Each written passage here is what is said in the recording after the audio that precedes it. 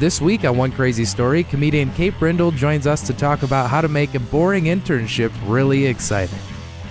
I mean, this became like an obsession, you know? I mean, this is... You got a whole team working on this. You just have a room full of people on this case. Yes, we did. I mean, it was me and my boss, all the other interns. Even your boss. My boss, Exotica. Exotica was in on it. Yes.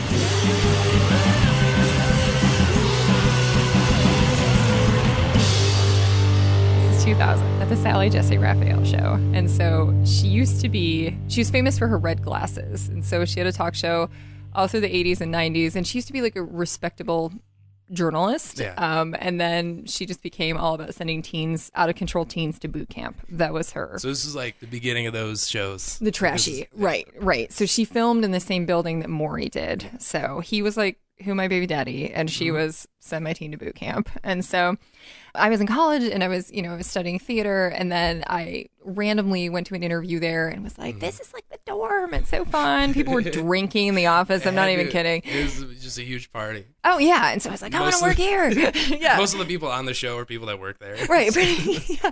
Well, and that's the thing. They were totally fake guests who, as long as they told us they were real, then, exactly. they were real. So, so I worked there. So, I mean, I got to do a couple things. Like I got to hang out with Coolio the one day because Coolio was bored and he was a guest and they just needed someone to hang out with him. And so and that's the thing. He wasn't even a guest like as Coolio. Like for some reason, I don't know if his agent thought this was going to jumpstart his career. This is it. I got your big break, your big comeback. You're doing this shitty talk show that nobody watches. And so they did used to, but it's on kind of on its way out. So he was like the expert where he was going to give the what's what to the out of control teens. Okay. And meanwhile, the guy's like high as a kite, Right. Because I had to go hang out in the green room with him and all he wanted to do was eat pizza and watch Divorce Court. And so that's what we did. And then occasionally I would just ask him about celebrities he knew. He sounds very fascinating. Oh, it was riveting. Like he would... Just every now and again, he would just make fun of the guests on Divorce Court. And then I was just like, so do you know Snoop Dogg? And then he would say, yeah. And then, of course, I was like 20 and naive. Could you imagine doing that now and it'd be Coolio and you're like, real quick, can I get a picture? I know. No, I totally would. But because this was like pre-cell phone cameras, so the only thing I have as proof that I got to hang out with Coolio for my job is just the fact that I'm like, I got to hang out with Coolio. Of course, now most people are like, who the hell is that? All that theme song. Yeah. Yes. That's right. That's all I know about Coolio. I'm dating myself here. Right. I mean, I don't think he had, such a long career, but so occasionally I would do things like that, but mostly we would answer. So whenever we didn't have anything else to do. So, I mean, sometimes I would have to go buy clothes for the guests because they would wear these really inappropriate things, or sometimes some of the guests who had been repeat guests knew that they could kind of work it. So they would get to New York. The producers are relying on them. And then all of a sudden the guest would say, oh, I'm not doing the show unless I get like dental work. Wow. So I would have to go take them to get dental work. And that's smart. Yeah. Oh, yeah. I mean, if you really need dental work, just do a talk show, right? Yeah. And you get a per diem. It's good. So, yeah. So I would do things like that. But the main thing that I did was we would just answer the 1-800 number, which was the 1-800 I want to be on the show, basically. But there were regulars who would call because it was basically people who had nothing to do during the day. They would just call every day. Yeah. Oh, yeah. Or they were so delusional that they actually thought they could talk to Sally. Yeah. So they would just say like, oh, yeah. They just wanted to meet somebody semi-famous. Yeah. They're like, let me put Sally on. And you're just like, I know Coolio. Right. So I don't have the time for you. For your shenanigans. Nice try, Colin. Right. And so, and that's the thing. The producers, if we got enough good leads for real guests or guests who would, I guess, pretend to be real, the producers were like, we don't care what you do. Hang up on these people, mess with them, whatever you want. And so it was kind of like the prank calls would come to us. So people would just come, because a lot of these people are just ridiculous, and so they really want to be on this show. They want to be on this show. The kind of person they are. Right. And so we would always, do you know the Sally Beauty Supply company? Okay. I do. People would call and ask for Sally. And what we could do was transfer the calls, but really conference them. So we would just listen in. And so we would just say, oh, hold on. And we're going to put you right through ask for Sally. Well, we would just transfer them to random Sally beauty supplies across the country. And so the one time this woman was talking about, oh, my teen, she's out of control. I can't control her. Well, the woman thought she was talking about hair. So the woman, she's like, okay, well, you want a condition like once a day and you could, you know, come on in. We'll get you hooked up. It's just like, okay. So we used to kind of have a lot of fun, and it was called the cart room. Anything that gets through the day. Right. For sure. Exactly. And answering the phones constantly, because these phones would just ring off the hook. And so there was one guy who would call every single day, and he would call around lunchtime, and his name was John Gardner. John Gardner. That's what he said. Okay. His name. Come to find out, it's not his name, but that's a little foreshadowing the story. But so he would call every day, and he kind of talk like this, and so I don't think he was entirely all there, and he's so a little messed up in the head, probably a little bit, maybe a little brain damage. He's got the day off every day. So every day. He's not working much. Right. And so, we could tell his voice, and he kind of became entertaining. And so we made up these fake names. And so my name was Delilah. Okay. Not the most common name, but believable enough. And so this is how we kind of knew he wasn't really all there. So my boss, her fake name was Exotica. Exotica. And he would just ask for her. Like, he was just calling me like, is Exotica there? Oh, that's her, just given name. Totally. Yeah. So Exotica's in. Right. Let me put you through. So he would just kind of make small talk every day. And then he was really obsessed with thong underwear.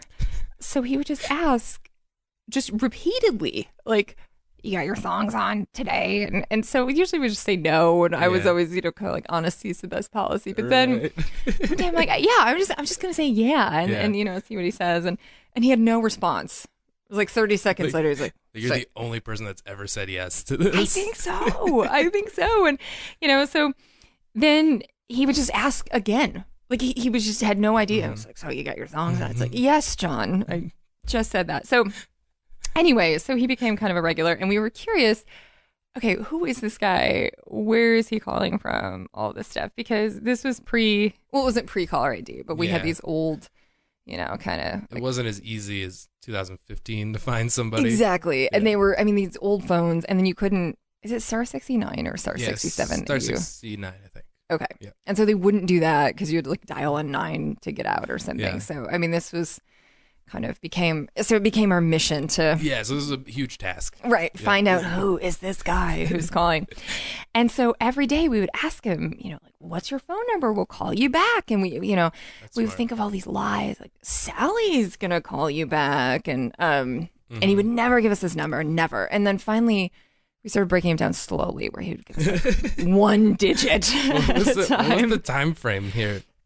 Like every day. Every day. Would you say for how long did you intern there? Like 5 months. Yeah. Okay. So this is over the course of 5 months. Yeah. So, yeah. Okay. Yeah. And so, some days if he was feeling generous, he would give us maybe 2 digits, and then other days he would just ignore us and talk about our songs again, and just completely ignore what's your phone number, John? Well, I'll tell you if you give me 3 digits. Right, exactly. Mm-hmm. And you couldn't like promise him like a selfie, like I'll send you my song picture, right. Back then. So, yeah, we should have probably would have gotten to the bottom of it sooner, but so finally we get him to give us his number. Mm-hmm. And we do reverse phone directory, and we find out it's North Olmsted, Ohio, is where he's calling from. Yeah, and we're in New York City. And so, but, again, we have no idea. Is this a fake number? Has he just been leading us on? So he's calling, won't tell us where he's calling from, and every time we call this number, no one picks up. So we're like, that's pretty bizarre. Like, no voicemail, nothing. Well, then finally, we get a break, and He's talking to us one day.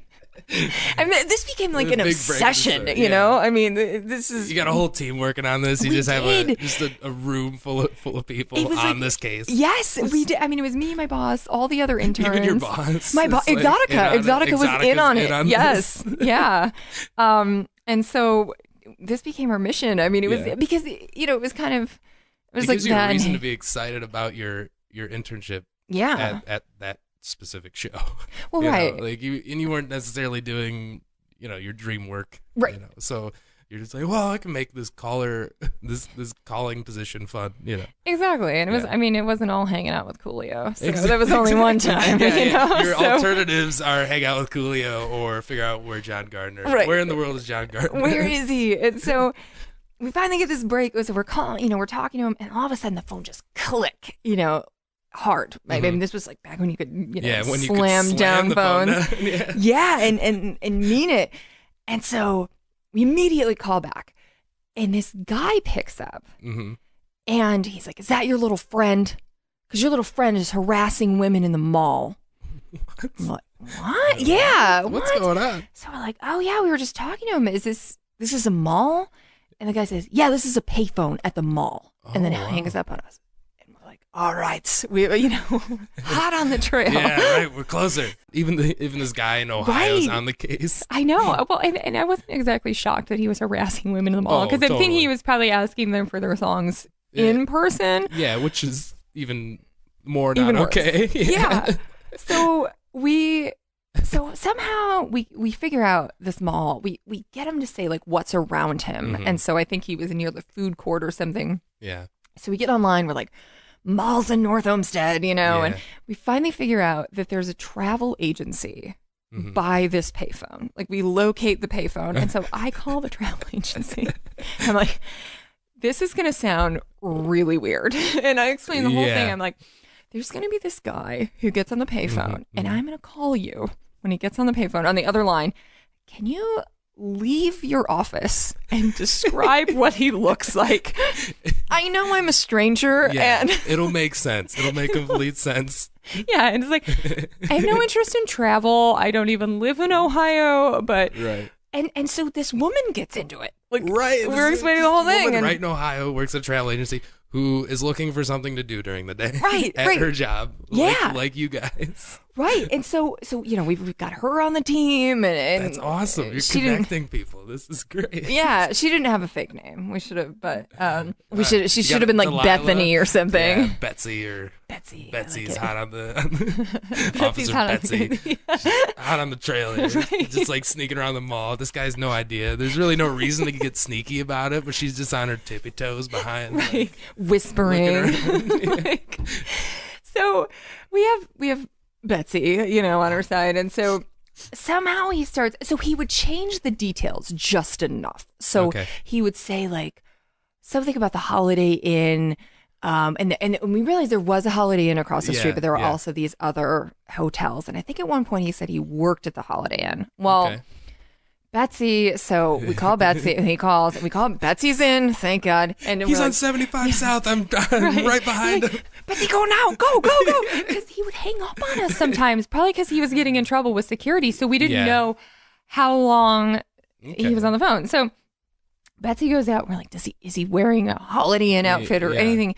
And she says, no, he's wearing a Courtyard by Marriott outfit, and he looks like a dishwasher.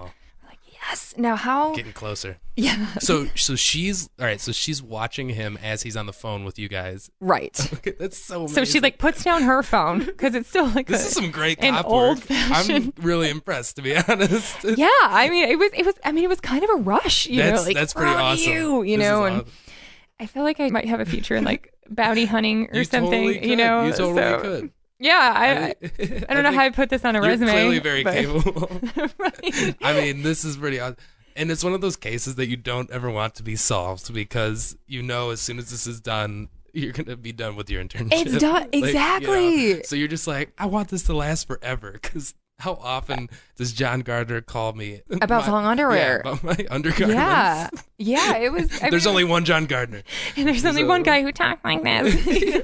Songs, and so I don't know if he was putting on his voice or if that was like his real voice. I didn't enlist Betsy to figure that out once she told us, because she told us he was wearing a Courtyard by Marriott outfit, and he was the dishwasher, and so so we're like, all right, we're gonna call the Courtyard. So we call the Courtyard and make up this story about, we were at the breakfast buffet, the dishwasher, we wanted to send him a little note thanking him for such excellent service. We just want to make sure, is his name John? And the woman goes, oh, the dishwasher? No, his name is Peter.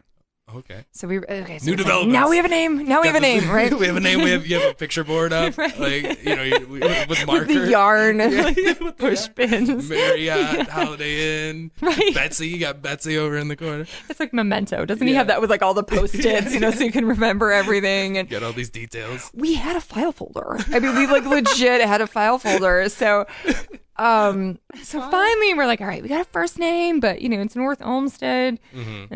So we make up another story, same kind of thing. Oh, such excellent service. We want to thank his manager. What's his last name? And this is on a different day. We finally get his name. His name is Peter Weber, which pretty common. And who knows if he even lives alone. This is obviously like pre-Facebook. So we decide that we've gotten all we can. And we're going to go out there. We're going to drive. No way. To North Olmsted. From New York City? From New York, yeah. Oh my God. So your boss, you guys just pack up and just leave? Us, yeah. Okay, you and your boss? Right. And so I kind of said... And you were still on the clock as an intern. Well, this was kind of when my internship was, so you had the time. Ending. So we had like a little weekend to go trek out there. North Olmsted, Ohio. Yeah, I mean, she was still working out there, and I totally. And so she just took some time off to go crack this case wide open. Right. And I kind of said, oh well, my parents live in Michigan, and so we have a place to crash if we need it. Right. I don't even think we'll made it to Michigan. We'll set up shop and stake out from Michigan. Get some X-ray glasses and binoculars, all that. So I don't think we made it to Michigan. Actually, I think we just got a hotel. So we got a hotel. As luck would have it, we price lined this hotel randomly because we're like, we'll just camp out in the Courtyard by Marriott parking lot, having no idea what his work schedule was.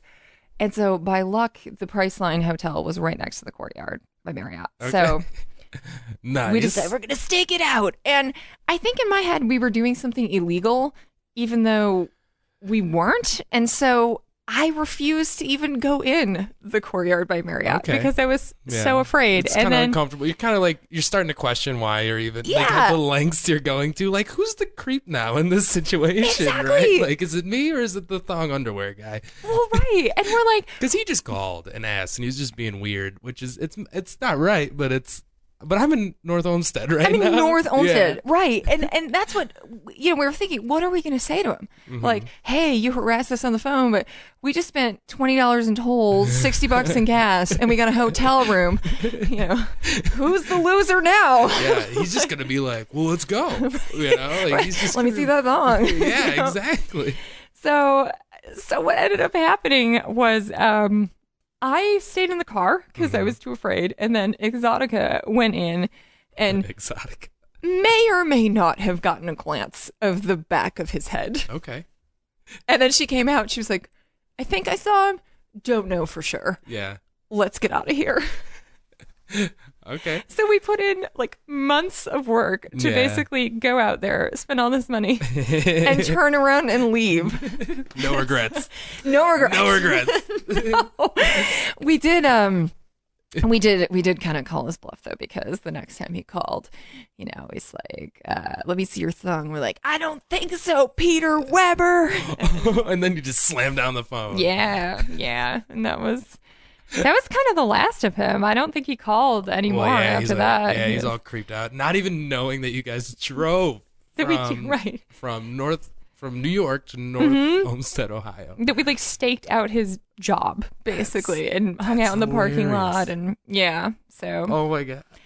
So that was that. I'm really impressed. I'm really impressed.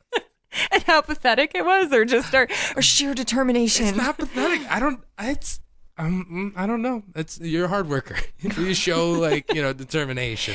That's true. Maybe I could get a job on like Dateline or something, or do some investigative. Imagine how much easier that would be now, knowing with all the technology we have. Oh yeah. Yep.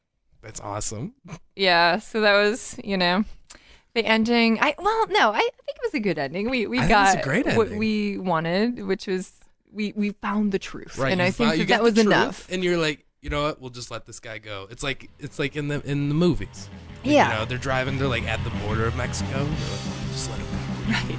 And then roll credits. Yes, exactly. You guys are just walking back to the hotel from the Marriott. toss down your two-way radios. And you, pull up our fake mustaches. what channel are you on? Channel 3? Channel? What channel? That's all for this week. If you enjoyed the show, please go to katebrindle.com and find out where she'll be performing at next, or you can follow her on Twitter at Kate Brindle. And if you want to catch up on previous shows, you can always subscribe on iTunes, Stitcher Radio, and TuneIn Radio, or you can go to podbean.com and find us there.